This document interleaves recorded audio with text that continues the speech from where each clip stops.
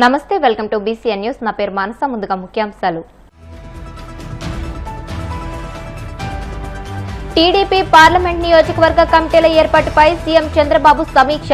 వివిధ వర్గాల కోసం 54 సాధికార సమితుల ఏర్పాటుకు నిర్ణయం. కూటమి ప్రభుత్వం దివ్యాంగుల పట్ల జాలి దయ లేకుండా దుర్మార్గంగా వ్యవహరిస్తోంది. తీవ్ర స్థాయిలో ధ్వజమెత్తిన మాజీ మంత్రి మేరుగు నాగార్జున. సాగర తీరంలో వచ్చే నెల 5 నుంచి వైజాగ్ ఫుడ్ ఫెస్టివల్. ఉత్తరాంధ్ర రుచులతో పాటు అంతర్జాతీయ టేస్టులతో కూడిన ఫుడ్ స్టాళ్లను ఏర్పాటు చేస్తామన్న కలెక్టర్ హరేంద్ర ప్రసాద్. భారత అంతరిక్ష రంగంలో ప్రైవేట్ రంగానికి ప్రధాని మోదీ భారీ టార్గెట్. రాబోయే 5 ఏళ్లలో 5 యూనికార్న్లు సృష్టించాలని పిలుపు. టీడీపీ పార్లమెంట్ నియోజకవర్గ కమిటీల ఏర్పాటుపై చర్చించేందుకు ముఖ్యమంత్రి చంద్రబాబు ఉండవల్లిలోని క్యాంపు కార్యాలయంలో పార్టీ నేతలతో సమావేశం నిర్వహించారు. ఈ సమావేశంలో పార్లమెంట్ కమిటీల నిర్మాణం, సభ్యుల నియామకంపై కీలక చర్చలు జరిగాయి. పార్లమెంట్ నియోజకవర్గ కమిటీల ఏర్పాటు కోసం ఇప్పటికే 3 సభ్యులతో కమిటీని ఏర్పాటు చేయడం తెలిసిందే. ప్రతి పార్లమెంట్ నియోజకవర్గ కమిటీలో అధ్యక్షుడు, ఉపాధ్యక్షులు, అధికార ప్రతినిధులు, కార్యనిర్వాహక కార్యదర్శులు, కార్యదర్శులతో సహా మొత్తం 34 మంది సభ్యులు ఉంటారు. అలాగే కార్యాలయ కార్యదర్శి, సోషల్ మీడియా కార్యదర్శులకు కూడా కమిటీలో స్థానం కల్పించారు. దివ్యాంగుల పట్ల ఈ ప్రభుత్వం జాలి దయ లేకుండా దుర్మార్గంగా వ్యవహరిస్తోందని, వెరిఫికేషన్ పేరుతో లబ్దిదారులను అనర్హులుగా ప్రకటించి వారి పొట్టకొడుతున్నారని మాజీ మంత్రి మేరుగు నాగార్జున ఆగ్రహం వ్యక్తం చేశారు. తాడేపల్లిలోని వైసీపీ కేంద్ర కార్యాలయంలో ఆయన మీడియాతో మాట్లాడుతూ పింఛన్లపై ఆధారపడి జీవిస్తున్న వితంతువులు, వృద్ధులు, వికలాంగుల పట్ల ఈ ప్రభుత్వం కర్కశంగా వ్యవహరించడాన్ని తీవ్రంగా ఖండించారు. ఉద్దేశపూర్వకంగా అన్ని అర్హతలు ఉన్నా కూడా దివ్యాంగుల పట్ల మానవత్వం లేకుండా పెన్షన్లను తొలగించడాన్ని వ్యతిరేకిస్తూ వైసీపీ వారి పోరాటానికి అండగా నిలుస్తుందని స్పష్టం చేశారు. ఈరోజు రాష్ట్రంలో విధి వంచితులైనటువంటి దివ్యాంగులను కూడా కూటమి ప్రభుత్వం వదిలిపెట్టల్లా.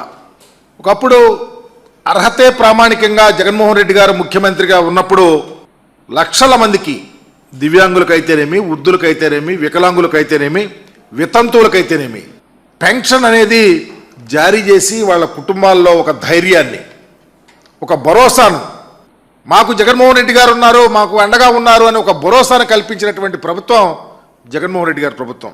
అయితే ఈ కూటమి ప్రభుత్వం వచ్చినాక జగన్మోహన్ రెడ్డి గారు అమలు చేసినటువంటి గొప్ప గొప్ప కార్యక్రమాలలో అతి ముఖ్యమైనటువంటి ఈ పెన్షన్ కార్యక్రమాన్ని చల్లగా నల్లిఫై చేయాలని, దరిదాపు 5 లక్షల పైగా పెన్షన్లు తీసివేయాలని ఒక కుట్రతోనే ఈ కార్యక్రమం జరుగుతూ ఉంది. పెద్ద నాటకం ఏంటంటే, మేము చనిపోయిన వాళ్ళే తీస్తున్నాం, వైసీపీ అనవసరంగా రాద్ధాంతం చేస్తుంది అని కూటమి ప్రభుత్వంలో నాయకులు చెప్తా ఉన్నారు. నేను అడుగుతా ఉన్నా, ఒక్కసారి కళ్ళు లేని కబోజుల్లాగా ఉండద్దు. రాష్ట్రం యావత్తు ఈరోజు వికలాంగులు, దివ్యాంగులు రోడ్ల మీదకి వచ్చే అర్థనాదాలు మీకు వినిపిస్తలేదా అని అడుగుతా ఉన్నాం. వారు మా పరిస్థితి ఏంటి, మాకు సర్టిఫికేట్ ఉంది, మాకు ఇదివరకు సర్టిఫికేట్ వచ్చింది, ఆ సర్టిఫికేట్తో మేము ఈరోజు అనాదిగా మేము పెన్షన్లు పొందుతూ ఉంటే అప్పళంగా ఈరోజు పెన్షన్లు ఆపేస్తే మా పరిస్థితి ఏందని చెప్పేసి ఆ రోదనలు వింటే మీకు అర్థమవుతుంది. మా ప్రభుత్వంలో దగ్గర 66 లక్షలకు పైబడి మేము పెన్షన్లు ఇచ్చాం. మీరు ఈరోజు దరిదాపు 5 లక్షల పైబడి పెన్షన్లు తీసేస్తానికి కార్యక్రమాన్ని రూపొందించుకు తీస్తూ ఉన్నారు. గత ప్రభుత్వంలో మీరు ఎన్ని పెన్షన్లు ఇచ్చారో తెలుసా? 30 లక్షల పెన్షన్లు ఇచ్చారు. మీకు మాకు తేడా, మీ ముఖ్యమంత్రి గారికి మా ముఖ్యమంత్రి గారి హృదయానికి తేడా, ప్రజల మీద ఉన్నటువంటి కమిట్మెంట్, దివ్యాంగుల మీద, వృద్ధుల మీద, వికలాంగుల మీద, విధవరాండ్ల మీద ఉన్నటువంటి కమిట్మెంట్ ఏంటో అర్థం చేసుకోమని నేను ప్రభుత్వాన్ని అడుగుతా ఉన్నా. ఎంత దారుణం అంటే, ఇదివరకే పెన్షన్ ఇవ్వాలంటే మీ ప్రభుత్వంలో ఎవరన్నా చనిపోవాలా, అది చనిపోయినాక చాలా కాలం కాళ్ళు అరిగితే తప్ప కొత్త పెన్షన్ ఇచ్చే పరిస్థితి లేదు. కానీ జగన్మోహన్ రెడ్డి గారు వచ్చిన తరువాత ఈ రాష్ట్ర చరిత్రలో వృద్ధులకు, వికలాంగులకు, దివ్యాంగులకు, విధవరాండ్రకు సంబంధించి 5 రోజుల్లో అప్లికేషన్ పెడితే పెన్షన్ వెరిఫికేషన్కి వచ్చి పెన్షన్లు ఇచ్చినటువంటి చరిత్ర ఈ రాష్ట్రంలో ఉంది. ఇదివరకు పెన్షన్ ఇవ్వాలంటే 65 ఏళ్ళు, మీ టైంలో 60 సంవత్సరాలకు తీసుకొచ్చాం. ఈరోజు నిజంగా సదరన్ క్యాంపులు మీ టైంలో 52 సదరన్ క్యాంపులు ఉండేవి. 171 సదరన్ క్యాంపులు పెట్టి త్వరితగతిని వారికి లబ్ధి చేకూరే నిజమైనటువంటి లబ్ధిదారులుగా ఎవరు ఉంటున్నారో వారికి ఇచ్చినటువంటి చరిత్ర ఈ రాష్ట్రంలో జగన్మోహన్ రెడ్డి గారి ప్రభుత్వానికి ఉంది. మీ ప్రభుత్వంలో పెన్షన్కి వెళ్ళాలంటే వాడు కదలలేని వాడైనా, కుంటివాడైనా, గుడ్డివాడైనా వాళ్ళు ఏ పరిస్థితిలో ఉండదు మీరు చూసేది కాదు. వెళ్ళాలి మరలా ఎక్కడ పెన్షన్ ఇస్తున్నారో బ్యాంకు లేకపోతే పెన్షన్ ఇచ్చేసి ఆడకెళ్ళి. కానీ మా ప్రభుత్వం అలా చేయలా. 1వ తారీఖున ఉదయాన్నే 5 గంటలకి ఇంటికి వచ్చి తలుపు తట్టి మా వాలంటీర్ల ద్వారా ఈ రాష్ట్రంలో పెన్షన్ల పంచి వాళ్ళ యొక్క కుటుంబాల మనోధైర్యం పెంచినటువంటి ప్రభుత్వం వైఎస్ఆర్ కాంగ్రెస్ పార్టీ ప్రభుత్వం. జగన్మోహన్ రెడ్డి గారి యొక్క ఆలోచన, ఆయన మనసులో ఉన్నటువంటి ఆలోచన ఇంప్లిమెంట్ చేసి ఈ రాష్ట్రంలో ఉన్నటువంటి ప్రజానీకానికి ఉపయోగం పడినటువంటి పరిస్థితిని మర్చిపోకూడదని చెప్తా ఉన్నా.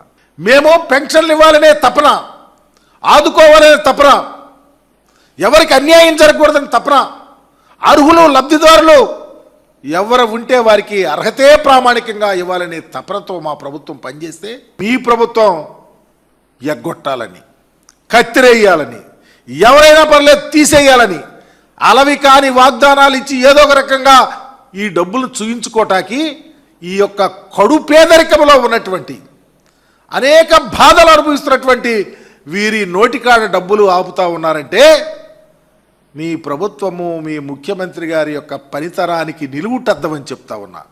ఇంత అన్యాయమా?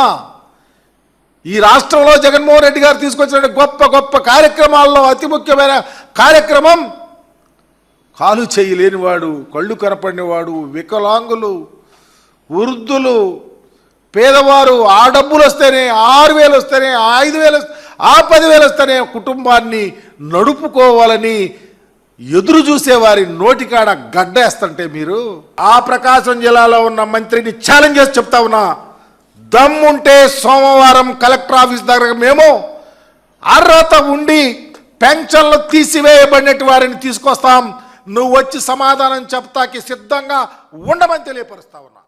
సాగర తీరంలోని పార్క్ హోటల్ వెనుక ఎంజీఎం మైదానంలో వచ్చే నెల 5 నుంచి 7వ తేదీ వరకు వైజాగ్ ఫుడ్ ఫెస్టివల్ ను నిర్వహిస్తున్నట్లు జిల్లా కలెక్టర్ ఎంఎన్ హరేంద్ర ప్రసాద్ తెలియజేశారు. విశాఖ కలెక్టరేట్ లో జరిగిన మీడియా సమావేశంలో ఆయన మాట్లాడుతూ ఉత్తరాంధ్ర రుచులతో పాటు అంతర్జాతీయ టేస్టులతో కూడిన ఫుడ్ స్టాళ్లను ఏర్పాటు చేస్తామని అన్నారు. జిల్లా పర్యాటక శాఖ, hotels and restaurant association of AP, event manager association సంయుక్తంగా ఈ కార్యక్రమాన్ని ఏర్పాటు చేస్తుందని అన్నారు.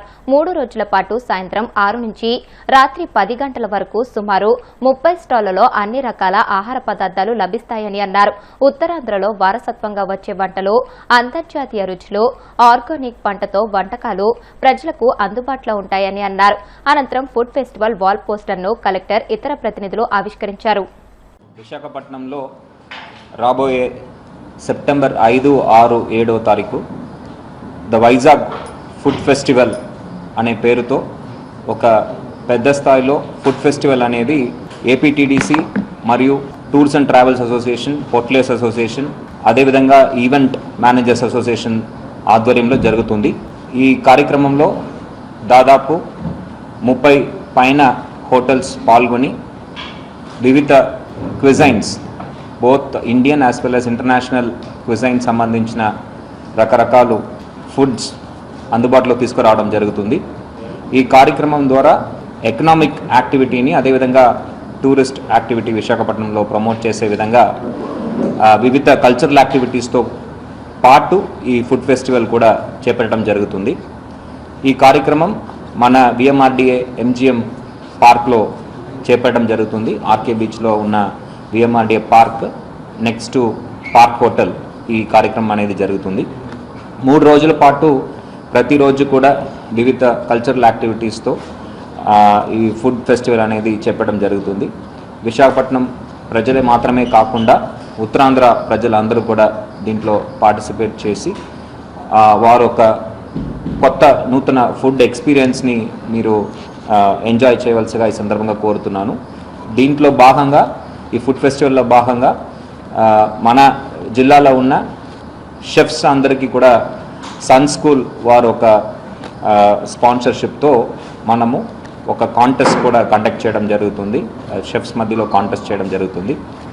దీంతో పాటు విశాఖపట్నానికి, అదేవిధంగా ఉత్తరాంధ్రకి పేరు తెచ్చే విధంగా ఇక్కడ వారసత్వంగా మనకు వచ్చిన ఫుడ్ డిషెస్ అంటే మన పెద్దలు తయారు చేసిన ఫుడ్ డిషెస్ కూడా గుర్తించి వాటిని మళ్ళీ స్టాండర్డ్ మెనూస్లో రీఇంట్రొడ్యూస్ చేయడానికి వాటికి కొత్తగా ఉన్న షెఫ్స్ అదేవిధంగా మిగతా కంటెస్టెంట్స్ ద్వారా వారు ఈ కొత్త డిషెస్ తయారు చేసే విధంగా కూడా పోటీలు ఏర్పాటు చేయడం జరుగుతుంది.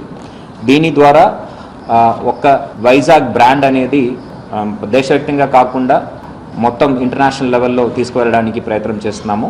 దీంతో పాటు లోకల్ హోటలియర్స్కి ఒక ఎక్స్పోజర్ ఉండే విధంగా బయట ప్రాంతం నుంచి వస్తున్న టూరిస్ట్కి ఆప్షన్స్ ఇచ్చే విధంగా డొమెస్టిక్ విజిటర్స్ కూడా ఆప్షన్ ఇచ్చే విధంగా ఈ ఫెస్టివల్స్ అనేది ప్లాన్ చేస్తున్నాము.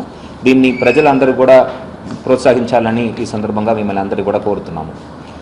అంతేకాకుండా మన విశాఖపట్నం నగరంలో ఈ పర్యాటక రంగంలో చాలా కార్యక్రమాలు మనం చేపడుతున్నాము. మొన్నే UH-3H హెలికాప్టర్ మ్యూజియం ప్రారంభించడం జరిగింది. త్వరలోనే మన hop on hop of services కూడా ప్రారంభించడం జరుగుతుంది. దీంతో పాటు మన యాత్రి నివాస్ కూడా పునర్నిర్మాణం చేసి అందుబాటులో తీసుకురావడం జరిగింది. అక్కడ కూడా రెస్టారెంట్ అదేవిధంగా రూమ్ సదుపాయాలు ఏర్పాటు చేయడం జరిగింది.